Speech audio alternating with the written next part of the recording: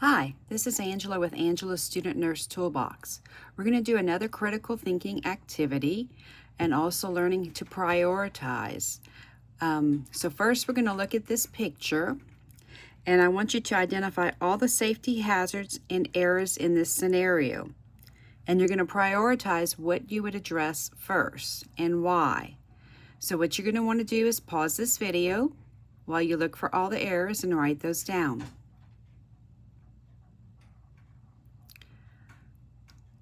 All right, the first error that we're going to see and that we need to address because it's a priority, if you look on that monitor, his O2 sats are 84%. His oxygen's hanging off the side of the bed. We need to replace that because that is a priority. If you go with the ABCs, breathing and airway are important. So we need to address that first because, yeah, this room is a mess.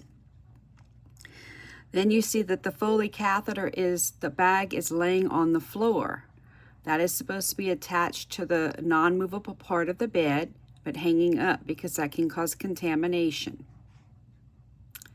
You also will see there is a syringe that looks like it has some blood in it, just laying in the trash can. That is not the proper way to dispose of sharps.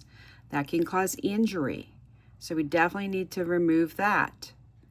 You might notice his side rail is not up ×2. That's a safety incident ready to happen for him. He could fall out of bed, especially with all of that IV fluid that's dripped. It's a big puddle.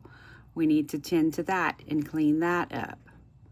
And it doesn't even look like his IV is connected to him anymore. It's just laying on the floor, so all of that IV tubing is contaminated. There's some more trash on the floor.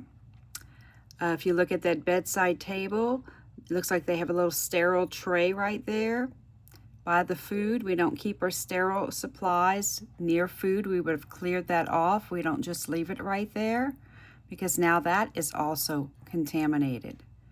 And then there's that O2 tank that's just kind of set up against the wall. That's a safety thing that's getting ready to happen where it could cause a risk of tipping and injury, falling on somebody. So we need to make sure that is secure. So these are all the things that are wrong with this picture. I hope that kind of helps you with prioritizing and paying attention to the environment when you walk into your patient's room, making sure you don't have any of these safety hazards. If you like this video, subscribe to my YouTube channel. Good luck.